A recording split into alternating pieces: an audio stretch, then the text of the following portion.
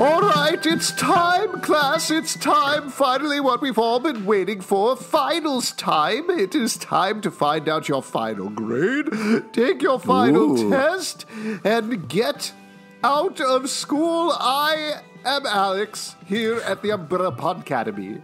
Professor Alex, I know you want me to take your final, but I'm only going to take all 19 of the 20 questions, and I'm going to leave one as a surprise, so you don't quite know what's going to happen at the end of my test. I'm going to be in the bathroom the whole semester.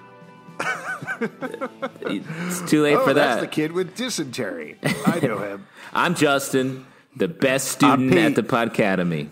And we are finally here at the season 1 finale of Umbrella Academy, the White Violin. Took us a while to get here, but we are here. We're ready to talk about it. And I hope you're ready to talk about it too. That means already watch the episode because we're about to spoil absolutely everything that happens before we get into the specific plot points, nuances, talk deep about this, as you called it before we got on, Justin, cliffhanger ending to season 1. Yeah. And we should specify you're watching the episodes, right, one by one. Yes, I just watched this for the first time today. Interesting. I'm very excited to hear what you think about it. Obviously, we'll hold any talk about season 2 until we get into it. Hold and anything that does happen on that cliffhanger. Because, Pete, you've watched season 2 as well, right? No, I have not. Have you been holding off for this podcast? Yeah, that's right. Yes, Whoa, we're good that's students. exciting. We're not cheaters at the Podcademy. Well, yeah, the normal thing is that teachers, when they know the answers to something, the students are like, you fucking cheater. Exactly. Yeah, cheater. We're on the same boat. Let's all learn together, but teachers got to lord it over us. Like they're the authority. I know the answers. I have a book with the answers. Hey, I'm man, an adult do you know and you're who children. the original teachers were? Students. Oh, I thought you were going to say dinosaurs. I thought you were going to say Jesus. I was actually thinking Shakespeare, but you guys went way back. Do you think, now Pete said, I said dinosaurs, Pete said Jesus. Do you think there was a Jesus dinosaur? Yeah. Dude, Jesus. They had a song about that, and one of the lyrics was "Reach out and touch me," and then the dinosaur would be like, "I can't. I got these stubby little arms." Oh, come on! Don't take shots at the T-Rex. I'm dinosaur Jesus. I can't reach out and touch you. Jesusaurus. Yeah. Jesusaurus. I saw that at a monster truck rally once. Let's get in and talk about the White Violin. Lots of stuff goes down in this episode. Vanya is, it's not fair to say in full control of her powers, but certainly has all of her powers to bear in this episode. She has... she's got control. I mean, we could argue about it. I think we should argue about it. We should. Yeah. Or discuss it even, politely. Oh, gentleman. But Vanya, after killing Leonard, after being locked away, she is now fully the White Violin in this episode. And as you may have suspected, it's not actually Leonard who's going to destroy the world. It's Vanya who's going to destroy the world. They figured that out pretty late in the episode when Five's like, oh, wait. I think I finally put it together. Not detectives. No detectives in this group. It's just if they would have spent 10 minutes together, they could have had this whole thing figured out in Ep 1. Yeah. Well, Diego technically, I think, is a detective, but also not a very good detective. No, he's a bad detective. Yeah. So Vanya goes a little nuts, goes back to the Umbrella Academy, absolutely wrecks the house, kills Pogo, goes to her violin concert, as you always do. You still got to hold on to your obligations, even when you're a flyers. Exactly. You can't let down the rest of the band. Yeah, I'm a ticket holder. Come on. Plus, if you give up first chair at the violin, you'll never get that back. Because that second chair is some kid who knows their shit. That's where the game musical chairs comes from. That's right. It used to be much more music focused, and now it's just about running around like an asshole. Same with Duck Duck Goose, but we don't need to get into why or how about anything about that. So you Vanya used to have to kill a duck or a goose every time you got up. Right. Yeah. Vanya ultimately gives the concert. The students try to stop her. ultimately, again, arguable whether they failed or not. We'll certainly talk about that. I think they failed in the sense that the world is still destroyed. They may have succeeded in the sense that maybe things didn't turn out the way that they were supposed to or not. But let's debate that later on because the moon does explode and crash into the Earth. But they seemingly escape back in time using Five's powers by the end of the episode. Parts of the moon. It's not like the whole moon comes down. Sure, parts of the moon comes down, the whole moon explodes, though. Yeah. Right. Do you think it's like fine that it's just a part of the moon? You're like, oh, the whole moon. Well, I was just, correcting what he was saying. Yeah. He was saying it wasn't like the whole moon crashed, it was like a whole thing. Yeah. All this is apropos only of this discussion, but not actually apropos of this discussion. I've been playing Zelda Breath of the Wild with my son. Oh. And every 30 days, there's this thing called the blood moon that rises, and it makes all the bad guys, all the monsters and everything more powerful. And we were playing it. The blood moon rose the other day, and my son turned to me and was like, "I wish I could kill the moon." Wow. That's it. What you have on your hands is a supervillain. I think so. Yep. He's in training. Yeah. He actually started building a small machine in the basement, but I don't think anything's going on with it. Oh, man. That's Nothing like to worry Dexter's about. lab down there. Yes. So that's what's going on. Other things that we find out, we'll get back to. There's a little scene with Reginald Hargreaves at the beginning. We get some origin notes for him that we can certainly talk about. We also get a conclusion to the Hazel and Cha-Cha storyline, where the handler finally explains to them that it was Five manipulating them, but it sort of doesn't matter because Hazel just wants to be with his donut lady and moves on anyway. Ultimately, Super understanding donut lady. Do you think part of what he loves about her is that she smells like donuts? Yeah. Are you fucking kidding me? Because that's a bummer if, like, after all this, they stay together and she, like, starts to smell like pine cones or whatever, or birds. Mm-hmm. And then he's like, shit, I sort of liked you for your cruller scent. Right. When he finally stops licking her fingers, like he gets past the sugar layer on them, and he's like, oh, these are regular fingers. Oh, wait, Alex, do you think when we call her a donut lady, she's made of donut? Yeah, she is, right? She's Bavarian cream, I believe. Yeah. Oh, man. I believe that's canon. Oh, man. It's too bad. Because now I'm craving Bavarian cream donuts. Now I'm craving a woman to eat a whole woman.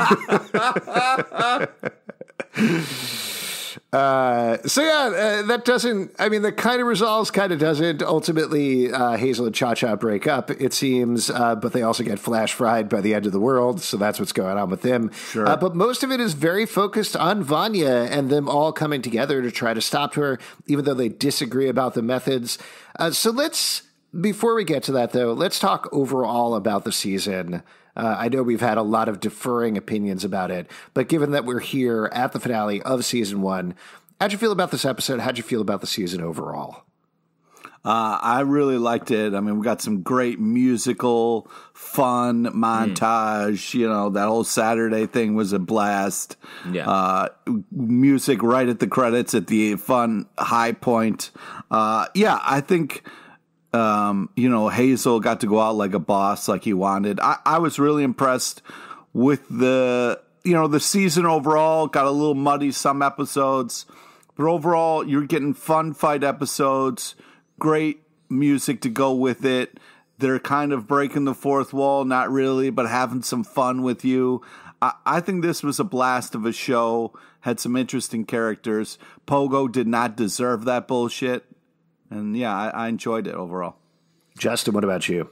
I sort of feel a bit similar. Like the use of the music throughout this whole series so far has been excellent, and it's fun. It's fun. Good montages. I mean, I'm not saying Pogo deserved to go out that way, but Pogo is not a good monkey.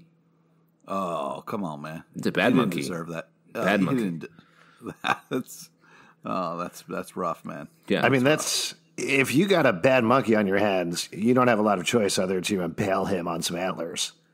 I mean, come on. He's tried a little bit. I don't know what to say. He tried a little bit, and you're like, oh, that's good enough for you? Yeah, but he didn't. He's a monkey, all right? Yeah, he's a smart monkey. He's a monkey butler.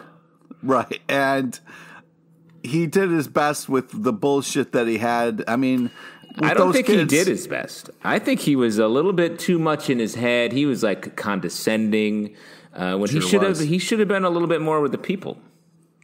Well, like I said before, he was just doing what he learned. You're saying monkey see, monkey do. Yeah.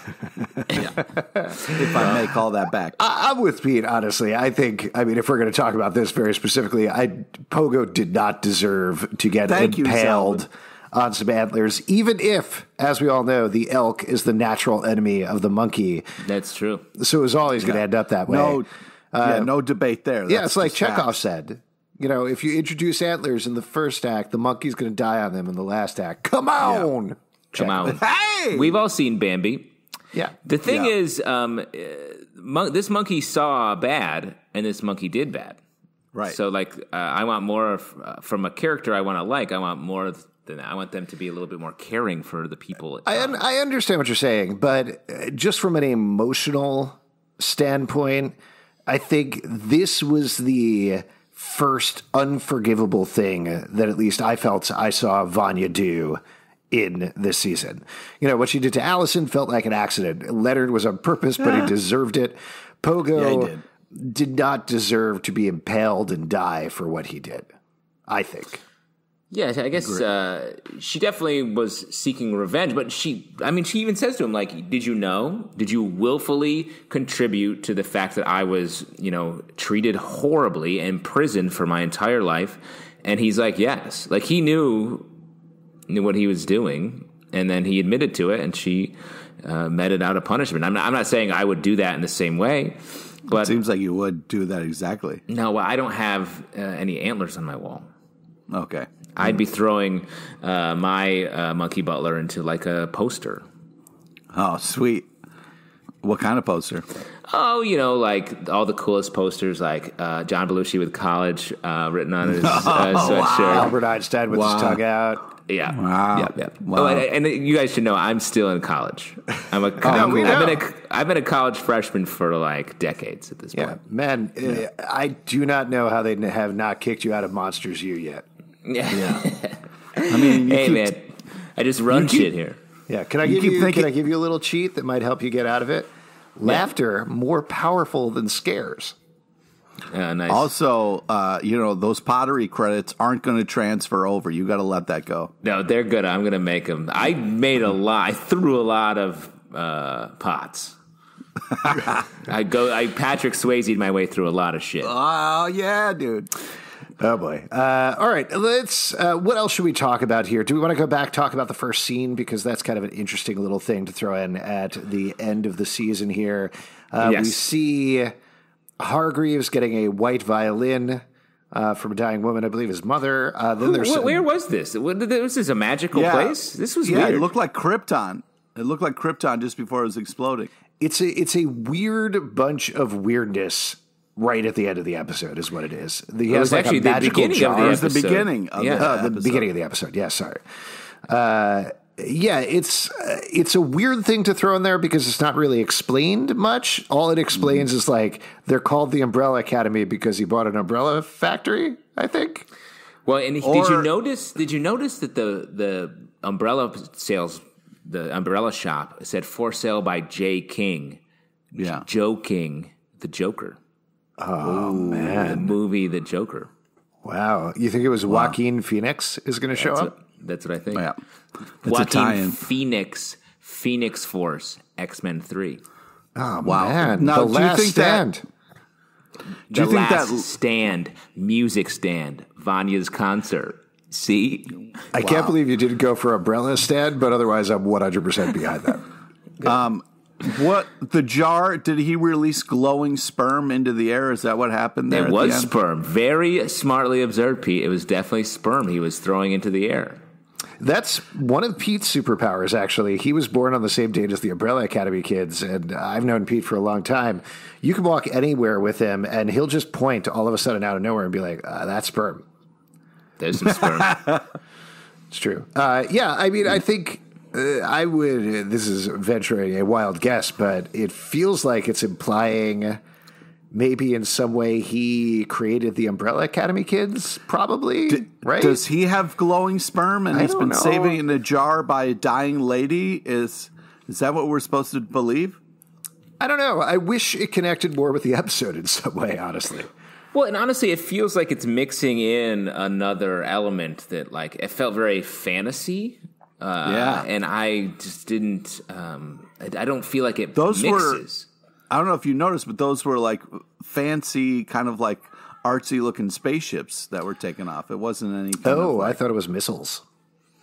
Whatever it was, it's not really explained. And he's so sort of like a whimsical little man in this opening sequence, and then he's a miserable old cuss when he's raising the kids. Well, so when somebody you care about, I mean, you care enough to keep sperm in a jar next to her bed, dies, I guess you just become real mean after that. Well, this gets to a problem is probably too strong, but this gets to my bigger problem with this episode, which is that I liked a lot of this episode, and I liked the fact that we finally had our team together, working as a team, doing things, interacting, even if they weren't agreeing on stuff. The action was exciting when they were, the scene in the orchestra, also in the bowling alley. Really fun. Come on, the bowling alley was it was fun stuff across the board, but it felt ultimately like things like the Reginald Hargreaves scene and the way that it ends. It felt like we were just getting started. Like, it felt like after 10 episodes, we're just getting to the point where I wanted it to be 1, maybe 2 episodes in, This is where it's fun, and it's frustrating that instead it felt like set up for a second season. Well, when you have stubborn kids who have been having a tough time, it might take them a little bit longer to come together like you would like them to do. But unfortunately, it took them 10 episodes. But the good news is we have season 2, and it'll probably pick right up where it left off. And you'll be so happy because now they're working together and being a team. Yeah, Alex, if the Mighty Ducks had come together in the first 10 minutes of the movie The Mighty Ducks, I think it'd be a different movie experience. Yeah, no flying V's, Albs. Exactly. You've got to build to the flying V. You got to build to the triple deke. It's interesting because the original name of the Mighty Ducks was the Umbrella Academy. That's 100% true. Yeah. And Gordon Bombay was the Professor Hargreaves. And if you guys want to sit here, this is my senior thesis I've been working on in my pottery major for a long time. And I've been putting all the Mighty Ducks characters on the side of some really beautiful mugs and pitchers. Smart. Okay. Like one of those things from the beginning of Hercules, the animated Hercules. That's exactly right. I'm making ancient Greek pottery. Nice. And no one respects me at this college. Oh, man, that's tough. So there's that. Other big stuff we could probably talk about from the episode. Certainly there's a lot of play with Klaus and Ben's relationship, ultimately leading to the point where Klaus finally uses his powers in a big way, calls out Ben. Ben uses his Kraken powers. Everybody sees him. It's awesome. I thought Very cool. of this stuff across this entire episode, throwing the bowling ball and him not catching it. Yeah, everything was so much fun. Great Klaus app. I mean, and it was, like Salvin was saying, it was frustrating that these guys who have powers and weird lives won't believe Klaus when he says he can see and talk to Ben. And it's like, really, all the crazy shit going on, and that's what you think is weird? But yeah, also I wanted to say, like, the amount of times that Vanya got to slow motion walk out of something as it was exploding was hysterical. Like, it just kept happening, and it was really kind of hilariously fun. Like, I'm going to go into this room of the house, slow motion explode walk. I'm going to go into this room, slow motion explode walk. But I really liked that sequence because it's her revisiting all of her bad memories and then her sort of destroying the place where they occurred. And that was cool. And that's why I think Pogo is the heightening of that. He made all these bad memories. So as sort of the stand-in for Professor Hargreaves, and so he's got to go get antlered.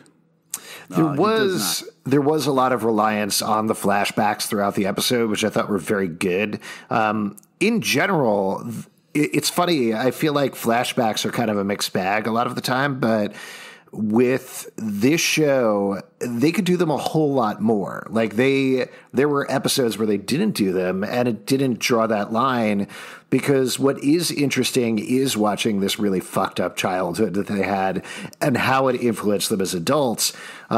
Here we get to see that in stark relief, like you were saying with Vanya, which I think is very cool.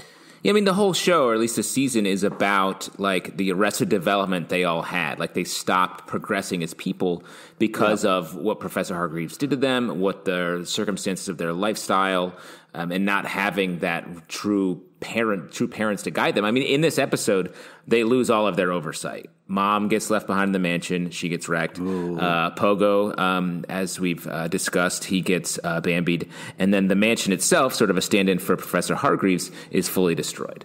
So they're left out to their own devices, and they very quickly get on the same page. Well, which is great. And that's driven home by that last shot spinning around, showing them as the adults, as the kids, back and forth, as they're trying to figure out how to escape the apocalypse. And that in itself, as a thematic visual thing, works very nicely to end the season. Yeah. Yeah. I also want to get into how much Luther is a shitty leader and doesn't really have good ideas. It was very frustrating this episode to watch him just be a complete asshole to not only to Klaus but to others. And it's like his big plan was just to bum rush her. That was her big plan. Like, hey, we'll bum rush her. Oh, didn't work this time, but this time we'll do it from all sides. So, like, are you fucking kidding me? But I will say, Pete, technically that did work because Allison stepped in. And it only worked because Allison saved his ass and didn't bum rush. She was like, you can't bum rush her. You got to shoot her when she's not fucking looking. Yes. But I think really what it was is them working together and Allison being a little bit more smarter and emotionally connected than the rest of them to solve the problem without killing their sister. And I thought that was a really great... Just in the midst of all of this fighting, all of the stuff where we see Ben crackening. And to your point earlier, Alex, like they don't believe that Ben is there. And then instantly they're like, Ghost Ben cool with us doing this? And Klaus is like, yeah, totally. So like they familyed up fast. Yeah. Two little thoughts. One about the Luther sucking thing. Generally, I agree with you. He is just making bad decisions all over the place. He's just not very good at being number one, except his scene with Allison in the phone booth was very nice. Yeah, that's because he was just speaking from his heart about how he feels about Allison and using the child to tell his truth. And it was quite beautiful.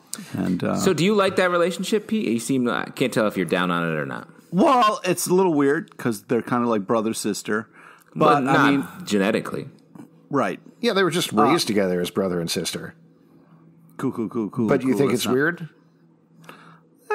Weird. Okay. A little weird. Hey, a quick question. Just a quick question for you. I know this is a different podcast. What's your favorite relationship on Riverdale?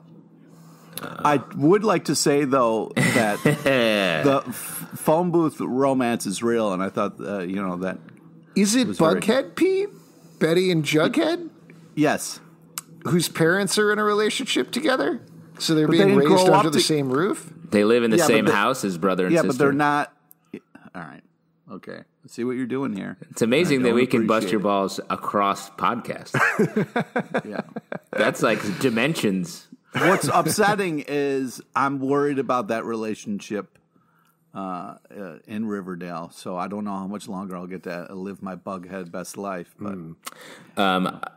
the phone booth scene is really cool. And I thought it was a nice... That in the midst of all these fight sequences was just a nice emotional thing to have happen. And I think is a better structure for these episodes. Some of the episodes I think we didn't like just felt sort of wandery. And this felt like everything sort of had to mean something. Except I will say the show, the season is a bit of a letdown in that nothing is resolved. Right.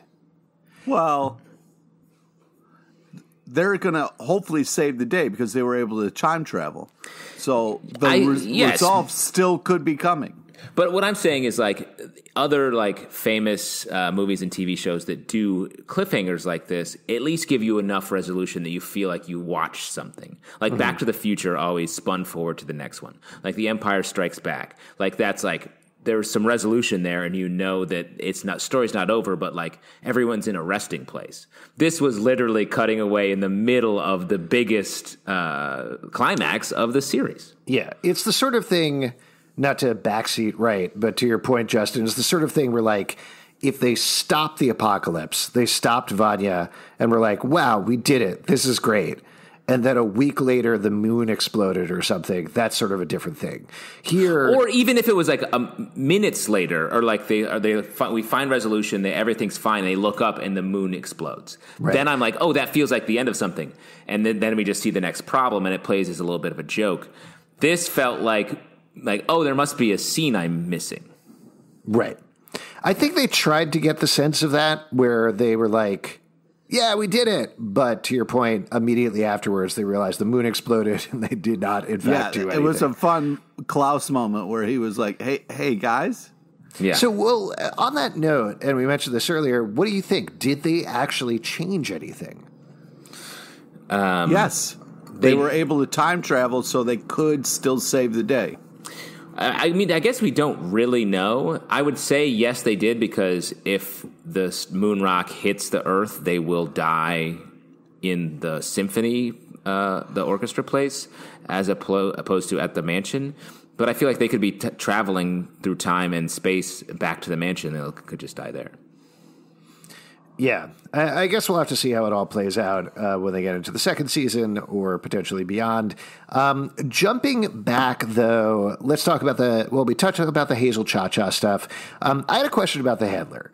I know this is sort of like an affectation, but I feel like this happens a lot on TV, where people get way too much Chinese food for a very small amount of people, and that bothers me. Wow. I think it was just she was kind of going last meal type of thing and went to town. Okay. All right. I can see that. I love that, because that to me is like, she's stress eating. I can relate to her. She went fucking like left side of the menu, please. Like, fuck it. I'm getting it all. But I will say, like with Chinese food, even if you order a few things, it often comes in multiple packages. That's true. Because you got your rice, you got your whatever the dish is, then you got something on the side. Oh, yeah. Please talk more. This is great. Are you hungry, Pete? Did you not eat dinner yet? What other packages could come in, Justin? Oh. Well, you get your little container with all the sauces in it sometimes. Oh, yeah. Then you get a side dish. You get some crab rangoon. What would you say with Chinese food? What is the tightest little package that you get? Well, definitely the rice, because the rice is usually a tiny, smaller little box, and it's jam-packed. And fully just smooshed tight. It expands. I love it. Yeah. It's not getting gypped on the rice. This is such a weird bit for you. I would not see this coming from you, but I appreciate it, and I respect it. No, you don't need to respect it, and also I don't appreciate it. If I could just package that up in a little tiny way. What else should we talk about here? What else in the episode? Well, let's talk about bowling. I love that their meeting spot is a bowling alley, and I grew up as a big rockin' bowler. Yeah. Definitely went on for the late night bowling. When the lights go on, the fucking black lights come out. Come out. Yeah. Get to roll all night. What's your bowling high score? I don't know. I'm terrible at bowling. I like bowling. I enjoy bowling. I am awful at it. Absolutely awful. Interesting. Okay. So probably, I don't even know if I've cracked 200 at any point. Well, that's hard. That's high. I once did I don't know if I've ever gotten a perfect 300, honestly. I'm sorry. Yeah, that's what you sound like. Yeah. Pete. I once got the perfect amount of drunk where I was like extremely good at bowling, and I got all strikes and spares except for 2 9s. What was the number? I don't remember. I was so drunk. Wow. It sounds like maybe you didn't do that. I got a 217 once. Nice. That's a high. Yeah. Yeah.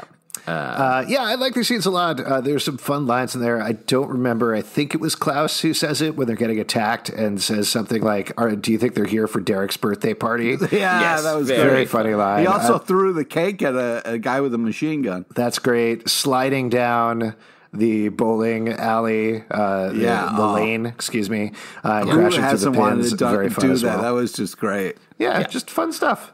Fun stuff They across the all board. just take off running for the lanes. That was so fun. Yeah, that was good. We see Five finds out that he's being tracked via candy. That's why you can't take candy from those hard candies. Never worth it. That was fun between the handler and him, both of them recognizing each other. Yeah. Ooh, he's good. She's good. Yeah, it feels like good matched wits, and it's a real bummer that she gets killed at the end of this episode. It's just like dispatched so quickly. That's another annoying thing. But if there's any character that could come back somehow from that, I feel like it's her. Sure. Yeah. On the Klaus tip, Klaus getting a burrito when he's supposed to be watching the door at the end, I thought was also very funny. You're the lookout. And what's his line? Look out, because here comes Cha-Cha.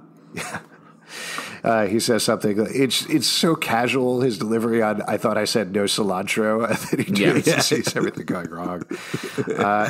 Great little moments throughout. This is definitely one of my favorite episodes of the season, even if I was frustrated to the point you were making, Justin, with them not ending it.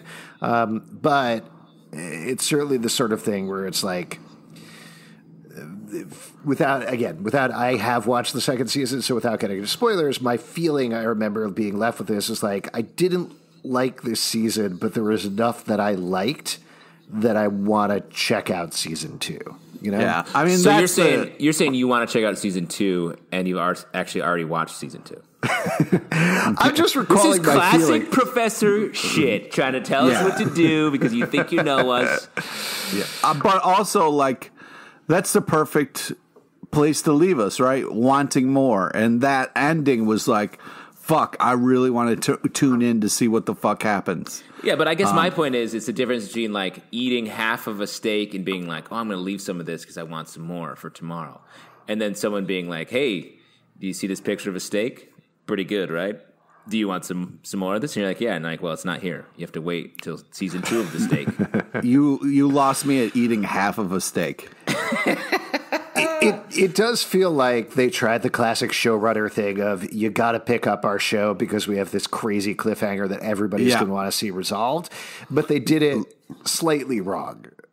I mean, the way Justin was describing it, I think, is the way you do it, where it seems resolved and then it's actually not. Here, it's not resolved and then it's also not. Well, but I also didn't this show get a 2-season order out of the gate? So, like, they knew. Maybe I'm making that up, but that's what I thought. So it feels like they were very confidently leaning into the fact that they were going to go back and start making the second season almost immediately. One other thing, like, you guys mentioned that Hazel and Cha-Cha both died, and I actually don't think Hazel and Agnes died. I think they sort of time blipped out. Yeah, they blipped out. Cha-Cha definitely died. Cha-Cha died. Hazel and Donut Lady blipped out. Hazel and Madame Cruller vanished in a time blip. And what's awesome is the handler also called her the Donut Lady. I felt very justified. How do you think they did that then? Because there was a conversation about not having a suitcase, so not being able to time travel. How did they blip? Well, I think a couple things. I think Five could have taken care of them because he had a connection with. They chatted over the Duoritas, as we so dutifully discussed last episode. Yeah. Or maybe Hazel has more to do for the Time Variance Authority. That's not their name, but that's what I call them. The Commission. Yes. Yeah. We'll see what happens. All right, folks. I think that's a good. Let's get into the fact that we wanted to fight about something, and it was over what Allison did. Did you feel like she should have shot her in the head, or what? No. Okay. Great. Good fight. I feel like she should have shot her. Oh. Because she tried to kill a bunch of people, and it was a good move, because now she can't hear, It's kind of an interesting, monkey, see, hear what type of thing. But I think that we literally said what was that aphorism earlier in the podcast. I don't know. See no evil, hear no evil, do no evil? Yes, thank you. Classic monkey versus elk situation. I know what you're talking about. Yeah. But yeah, I was surprised that she didn't shoot her because she was killing literally all of her family in front of her. So, well, impressive. Here's the thing. If she had shot her, there's a case to be made that the moon wouldn't have gotten destroyed. That's what I'm saying. Like, it seemed like a smarter play to take her off the table. But Allison cares for her, so she couldn't kill her exactly. sister. I mean, I think she ultimately did the right thing. She figured out another solution. It just went horribly wrong. Yeah. Okay. It would have been better if she shot her in the head. I appreciated the move. I thought it was very smart of her to understand the situation so fully and realize if she took out her hearing, the music would stop because she was in sort of a fugue state. Because the whole thing with Vanya in this episode is like she's in such shock. She's not even a person the whole episode, which is another thing that's sort of a waste because we've loved Vanya's all of the emotion she's going through all season, and in this episode we don't get any of that. She's either just wrecking everything or she's in this state of succumbing to her powers. The violin music was absolutely beautiful. That was really well done, and it was fun to kind of see her. It was hard to play that on set too, I bet. Yeah Great. I thought the music was great. I thought it was really, because it's one of those things where if the piece doesn't hold up to like that giant build up, it's not as cool. But you don't think it would have been cool if she was like, snurp. Yeah, she could have done Cotton Eye Joe or something like that. That would have been pretty rad. Yeah, play a real violin song like play Cotton a real Eye song, Joe. Ellen Page. Yeah. Oh my God. Do you feel particularly protective of her, Pete, because your last name is LePage and her last name is Page? No. Oh, okay. I thought maybe you felt some sort of connection. Nope. Like you're the Page and she's Ellen, the Page. Yeah. Nope. No? Okay. Well, in that case, I think let's determine who gave top marks, not just for the episode, but the season overall. Who wins the season, I guess, or gets an A in the season? Pete. Who gets an A? Let's grade every character. Ben gets an A. We get to see him save Diego, get to use his powers with Klaus. There was kind of like a Voltron, the two of them coming together and forming this giant anime octopus thing. So it was Ben was a great part of this whole season. It was fun to see his character kind of get his due at the end. That's Justin? nice. They came together as a family. It's tough to choose a fave, but I think I have to give it up for Allison over in this episode and across the season. Like she, despite sort of being a little bit inactive, bad with kids potentially, but something we can all understand.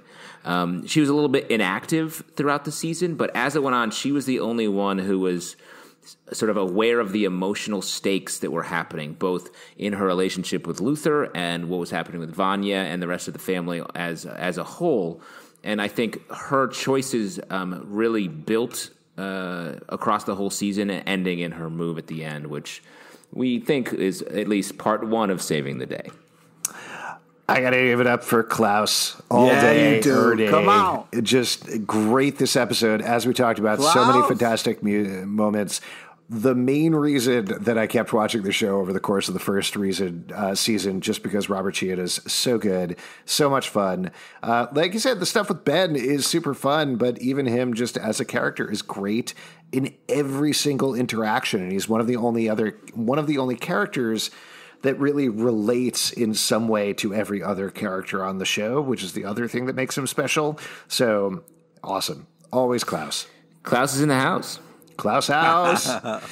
All right, folks, thanks so much for listening to season 1 of our podcast. We're going to be going right into season 2, breaking that all down. We should probably take a break for a couple months, though. Nope, we already did that. We took our summer vacation early. Let's we're going to go right into it. In the meantime, we do a live show every Tuesday night at 7 p.m. to Crowdcast and YouTube. Come on by, talk to us about the Umbrella Academy. If you want to support the show and other shows, we do patreon.com/Comic Book Club, iTunes, Android, Spotify, Stitcher, or the app of your choice to subscribe and listen to the show at Podcademy on Twitter, Instagram, and Facebook. ComicBookClubLive.com for this podcast and more.